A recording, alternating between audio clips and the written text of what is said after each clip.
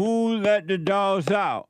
So all morning I have been talking about anger and that human beings are evil and that all human beings are evil until they can admit it to themselves and start to overcome. And you can't overcome it.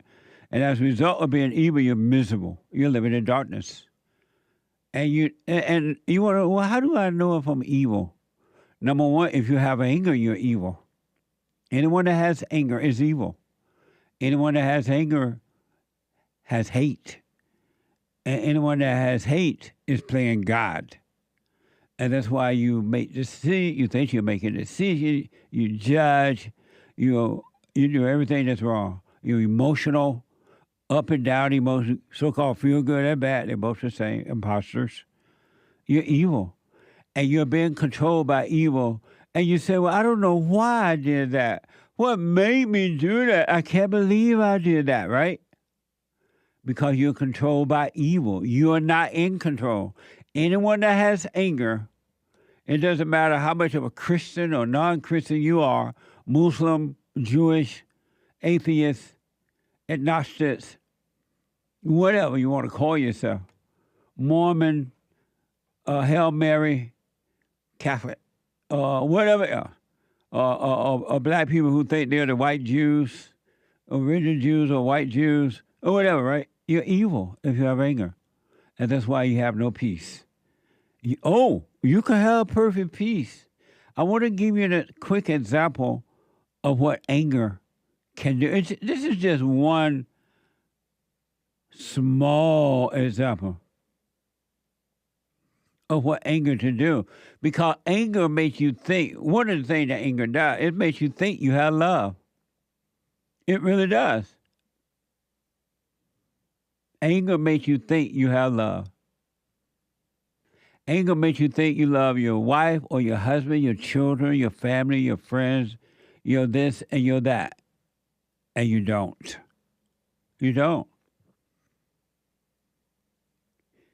Love is not a feeling. Love is not an emotion, not real love. That fake love that feels like love is an emotion, but it's evil and it's hatred. That's why it snaps just like that and turn on you at the twinkling of an eye. And then you get a thrill from hurting you and trying to hurt others. And yet you call it love. Here's an example. Just one little example of what anger can do. And you think it's you. This driver who killed dozens in China was angry over financial terms of divorce. NBC News has reported that a 62-year-old man was detained following a deadly car ramming in southern China. The violence unfolds on the eve of the country's biggest air show. Watch this from NBC. A devastating and deadly scene in southern China where police say a hit-and-run driver deliberately plowed his car into a crowd inside of a sports center last night. At least 35 people were killed. More than 36 others were injured in this crash. The violence unfolded on the eve of China's biggest air show. Well, Vicki, at this point, the motive is still unclear, but what police are telling us from their preliminary investigation is that this 62-year-old man, who they've identified by his last name only, which is Fan, was angry over the split of financial assets through his divorce. Now, what exactly caused him to intentionally ram into this facility where people were working out in this sports center, that is something that's still under investigation. But as you rightly pointed out, we're talking about a city that was packed with people anticipating the next day of one of the biggest aerospace expos in the entire country. So a lot of people hanging around that area. What police are also saying is that when they arrived to the scene, they found Fan inside his vehicle. He was unconscious. He had wounds to his neck. They recovered a knife. They believe those wounds were self-inflicted. At this point, the latest is that he's in the hospital in a coma, but in police custody. Amazing. Think about that. According to the report, 35 people dead because the guy, according to the report, allegedly got angry over court decisions in a divorce case. Anger told him to go do that. You might well kill everybody. And he went out and did it. And if you ask, well, why did you do that? Why did you do that? Oh, I was mad. Oh, I don't know why I did that. And I was telling my producer this morning when he gave me the story, Derek, I'm like, I didn't know that they treated men in China in the way that they treat men in America over divorce cases like that. I didn't know that. But anger made him do it. Whatever reason, if he did it, it was due to anger. Overreaction to an outer situation.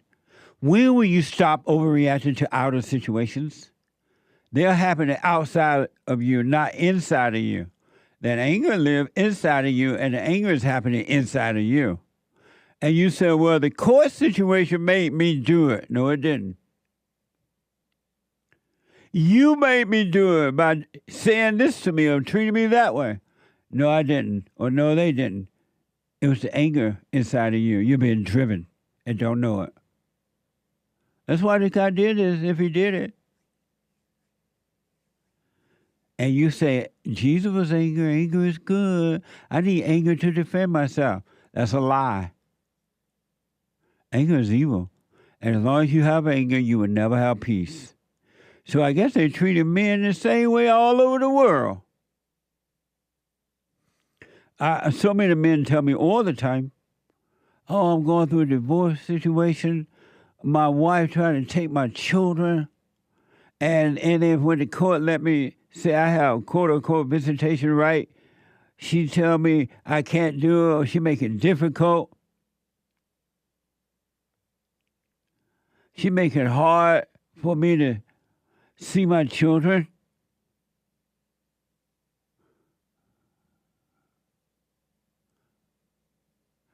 And I'm like, well, why are you even fighting for the children in court? Why spend your money in court fighting an evil woman who will try to take your children? The fact that she's trying to do it, it says that she's evil.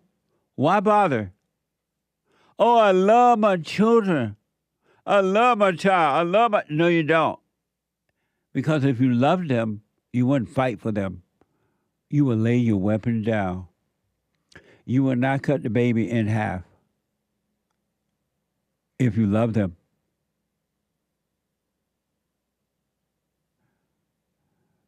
If you love them. Stop letting people convince you that anger is good. Anger is evil. Anger is hatred. And anyone that has hatred, judge. And anyone that judges, plays God. As long as you play God, you're going to be miserable, suicidal, lonely. You're going to be looking on the outside for peace when it's already inside of you. You won't look inside. You don't even know there's a kingdom of heaven on the inside anyway. You don't even know that it's been done. It's completed. It's over. It's been finished. Do you live a finished life? No. You say you're working on yourself. Well, who is the self that you're working on? You don't even know who you are. The hardest question for the average person to answer is, who are you that you're working on? How can you be working on someone when there's no one there to work on? Think about that. How can you be that? I almost said dumb, but I won't say dumb. How can you be working on someone, on yourself, you say, when there's no one there to work on? And what kind of work on yourself are you doing?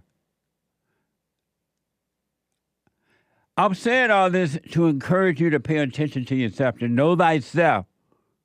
Pay attention, you'll see how blind you are. And let everybody else stay in their hell. Let every human being live the life that they want to live. Don't judge them. Have no thought, eyesight, words, gestures, or emotion about how someone else is. Let them be that way. They have a right to live in their misery, and you have no right to judge it. But then work on you and come out of yours, and you'll have peace on earth. And don't let anyone tell you that you can't have peace on earth. They're lying.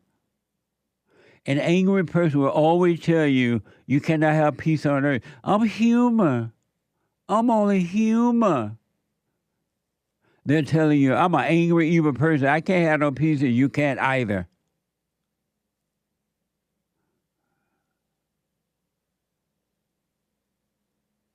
Isn't that amazing? Ephesians 4:31 says, any bitterness or bad temper or anger or shouting or abuse must be far removed from you. So if it says must be removed, does that mean that it can be removed? Wake up. Wake up. If not now, when?